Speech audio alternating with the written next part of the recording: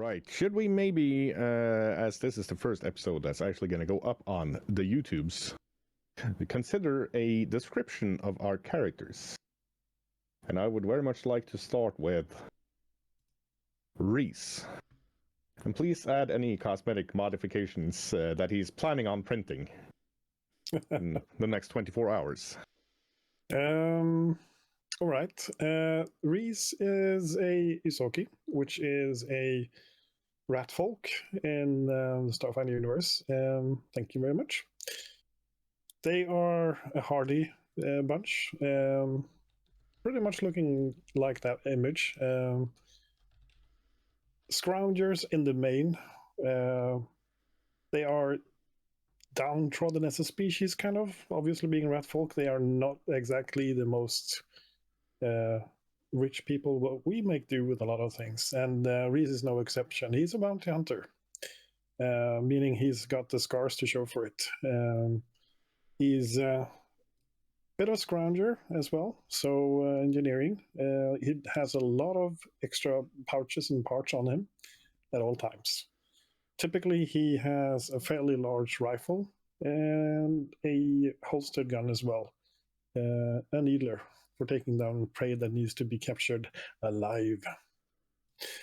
And he also typically has restraining tape with him, so he can actually restrain people as well. He does a little bit of everything. He's a jack of all trades, and that's something I think most Isoki share, because they have to make do on the fringes of things. We didn't mention, but he's actually exactly 5 feet long. So he's a shorter version of a human, but he's definitely on the tall side from Isoki. Excellent. Thank you very much. Could we move on to Estribeth? Estribeth Florence, human. Currently wearing a black leather jacket that has been rolled up to the elbows. Her forearms are covered in tattoos. Her hair is red and drawn back, and she has on her head a set of piloting goggles. She's wearing practical outfit, and she will probably replicate more interesting leather patterns, but she will stick with the piloting team. And right now she looks relaxed, and there are no visible weapons on her or anything like that. She does carry around some sort of equipment and around her wrists and ankles, and there are several pouches in a belt. She has several piercings in her ears and nothing in her face, because you don't want that to stop and end up in your helmet. And she looks rather...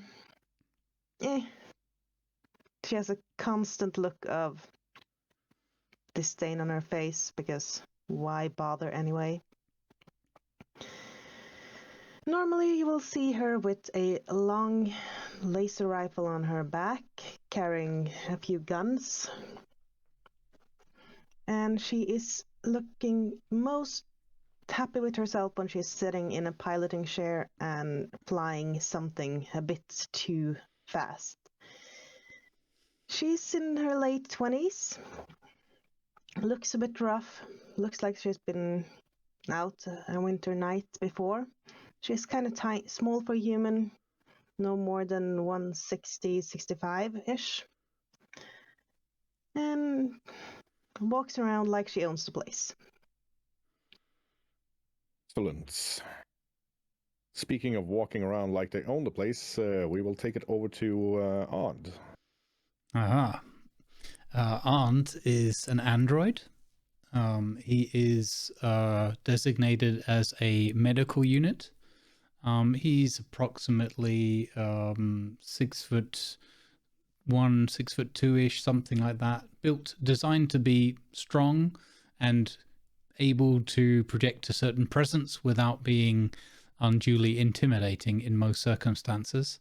He is from a behavioral pattern perspective, somewhat of a mix. I'll throw in a few references here, I guess, or sources of character inspiration.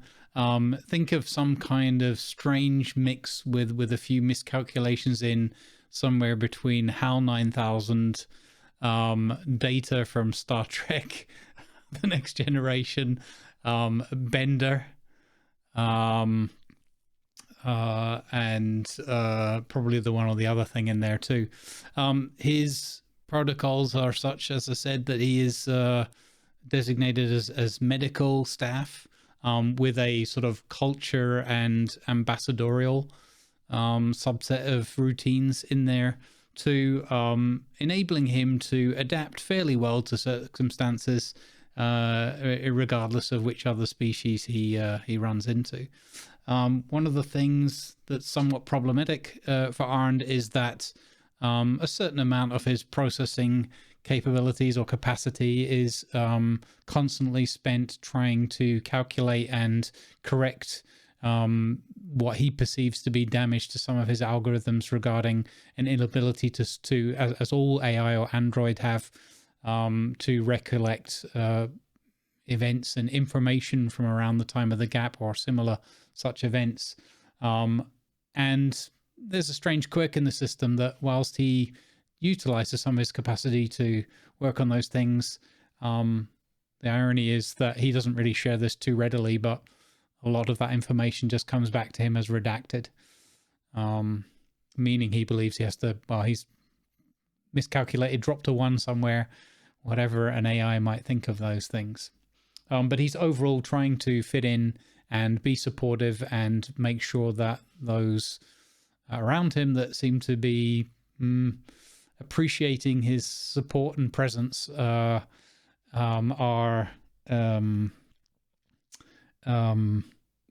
taken care of and remain in good health. I suppose last but not least, he's also influenced by the AI or the Android systems from the Alien series of films, not least David from Prometheus. But it's not to say that he's outright evil. That's not the intention.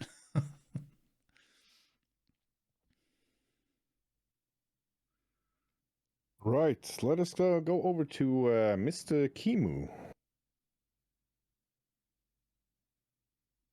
Kimu is a Damaya Las hunter. He's approximately 195 centimeters tall, weighs about 100 kilos. As a Las hunter, he values learning, deeply into self-improvement and perfecting his own abilities. He's inexperienced, and he's only about 22 years old, but his family are all mercenaries of the Karasha, the subspecies of his race. They're all very physical people, whereas he's more intellectual. He's got limited telepathy, so he's sometimes a little impatient with people that need to use oral communication. But he considers himself a good judge of character.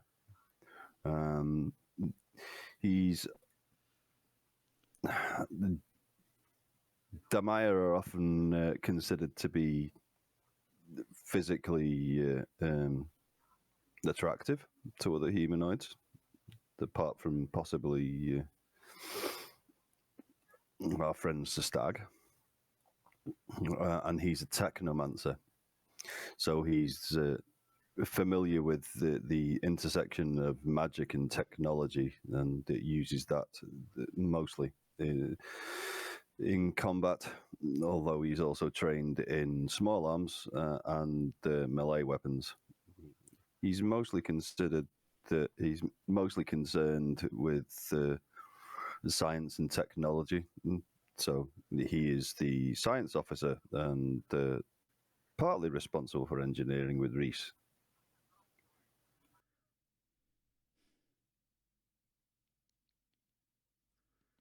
Excellent. That takes us over to Stag. Sistag is a Vesk or a space lizard man. He's approximately 7 feet tall. I would say anywhere from 250 to 300, but all muscle, including the tail. He keeps his claws sharpened and teeth sharpened because he does like melee. He has his higher end scales are green, horns and spinal horns are all green in color. He has very little armor, more or less trying to fit his physique and his style. He was part of a unit. He does not wear any house colors because he's in dishonor at this time for supposedly retreating in battle, which he doesn't remember doing. Which started us off on this adventure with let's see,